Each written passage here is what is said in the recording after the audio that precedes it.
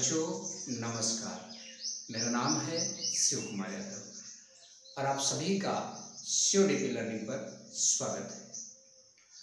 आज हम आपको कक्षा 10 के अध्याय 6 विज्ञान में जैव प्रक्रम का लेक्चर नंबर 2 समझाएंगे।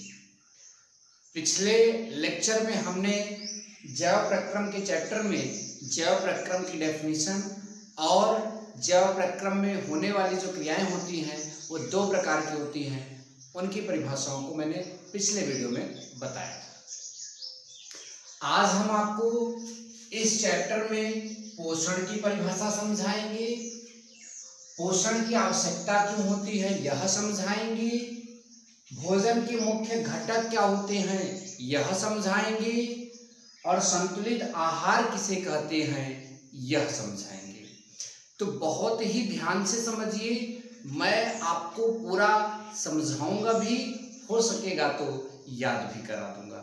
ठीक, चलिए पोषण किसे कहते हैं तो इसकी डेफिनेशन मैंने लिखा है, जीवों द्वारा भोजन या पोषक तत्व को प्राप्त करने की क्रिया को पोषण कहते हैं। मतलब कोई भी जीव हो उसके द्वारा भोजन या फिर पोषक तत्व को प्राप्त करने की क्रिया। पोषक तत्व का मतलब भोजन में जो जो तत्व उपस्थित होते हैं उनको प्राप्त करने की क्रिया को ही क्या बोलते हैं, पोषण बोलते हैं। भोजन में कार्बोहाइड्रेट, वसा, विटामिन ये सब उपस्थित होते हैं, तो इनको जीवों के द्वारा प्राप्त कर लेने की क्रिया ही जीवों का क्या कहलाती है, पोषण कहलाती है। एक बार पुनः डेफिनेशन गौर से आप सुने, जीवों द्वारा भोजन या पोषक तत्व को प्राप्त करने की क्रिया पोषण कहलाती है। जीवों द्वारा भोजन या पोषक तत्व को प्राप्त करने की क्रिया पोषण कहलाती है। जी हाँ प्यारे बच्चों, इसी को कहते हैं पोषण। एक बात मैं और बोलना चाहूंगा आगे के डेफिनेशन को समझाने से पहले। अगर आपको हमारे क्लास 10th की जो बायोलॉजी है उसका नोट्स चाहिए तो आप कमेंट बॉक्स में अपनी राय लिखें, मैं उसका भी बंदोबस्त जरूर करूंगा। ठीक, एक बार इस डेफिनेशन को फिर से पढ़ लेते हैं, समझ लेते हैं, फिर आगे चलते हैं। जीवों द्वारा भोजन या पोषक तत्व को प्राप्त करने की क्रिया को पोषण कहते हैं। क्या बोला गया बच्चों, जीवों द्वारा भोजन या पोषक तत्व को प्राप्त करने की क्रिया को पोषण कहते हैं। जी हाँ प्यारे बच्चों, जीवों द्वारा भोजन या पोषक तत्व को प्राप्त करने की क्रिया को पोषण कहते हैं। चलिए ये हो गया। पोषण की आवश्यकता क्यों होती है, पोषण मतलब भोजन की आवश्यकता क्यों होती है। तो ध्यान दीजिए, हमें भोजन की आवश्यकता इन कारणों की कारण होती है। ठीक है, सबसे पहला ऊर्जा स्रोत। शरीर को सुचारू रूप से चलाने के लिए, सुचारू रूप मतलब नॉर्मल तरीके से इसे चलाने के लिए, चलने के लिए, जैसे दिन भर चलता है उसे चलाने के लिए ऊर्जा की आवश्यकता होती है और यह ऊर्जा हमें भोजन से मिलती है, भोजन के ऑक्सीकरण से मिलती है।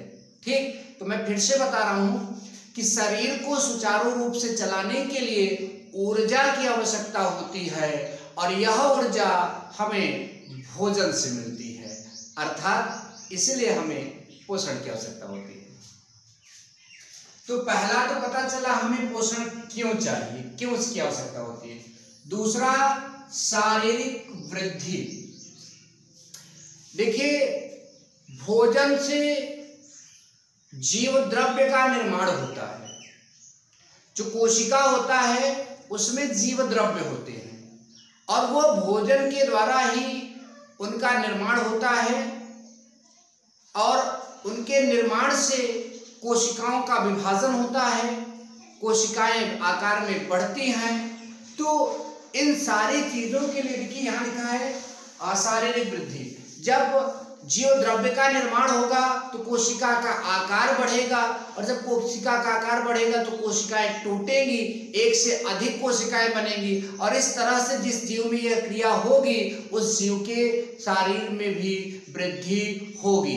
तो मैंने क्या बोला इसमें, भोजन से जीव द्रव्य का निर्माण होता है जिससे कोशिकाएं आकार में बढ़ती हैं और उनके विभाजन फलस्वरूप शरीर में भी वृद्धि होती है।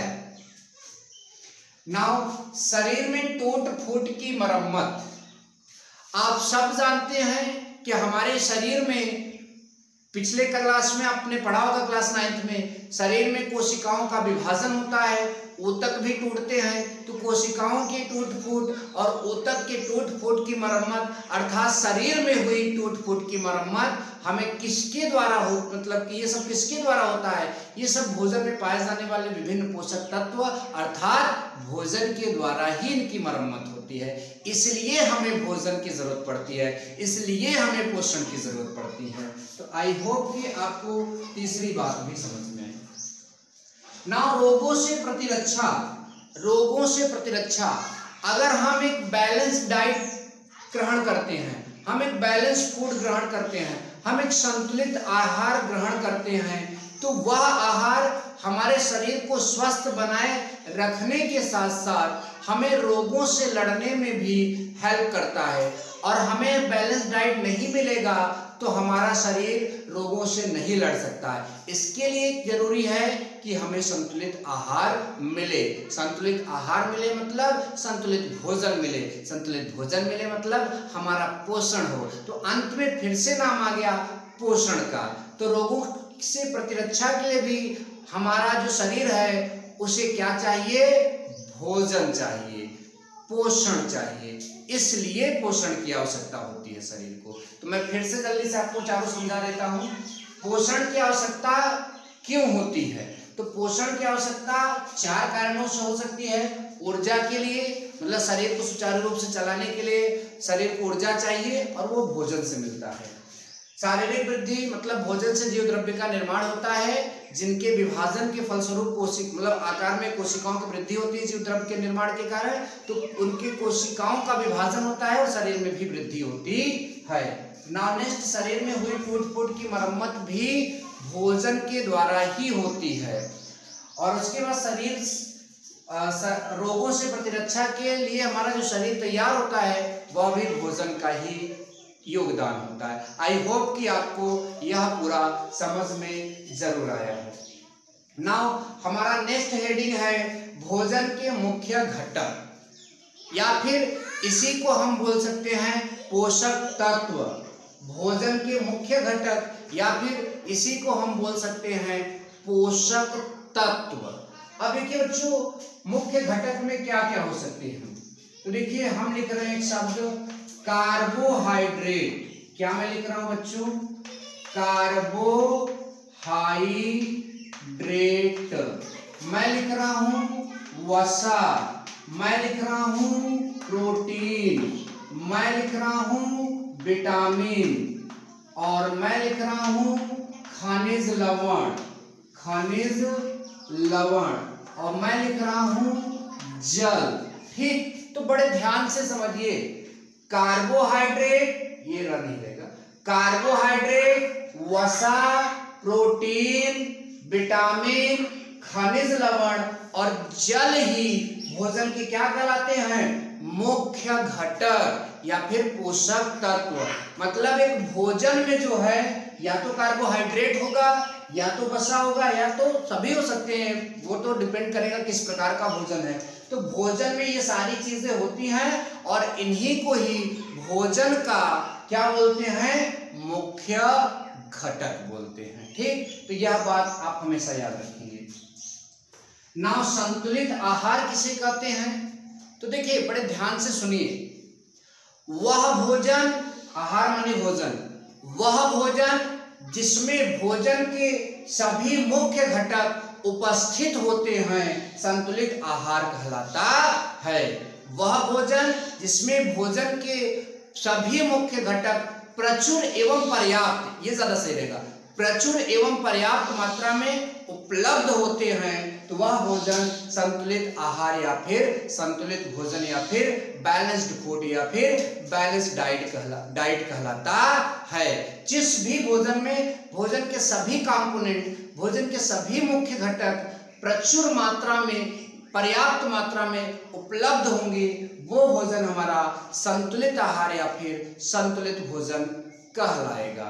आई होप कि आपको पूरी डेफिनेशन जरूर समझ में आई।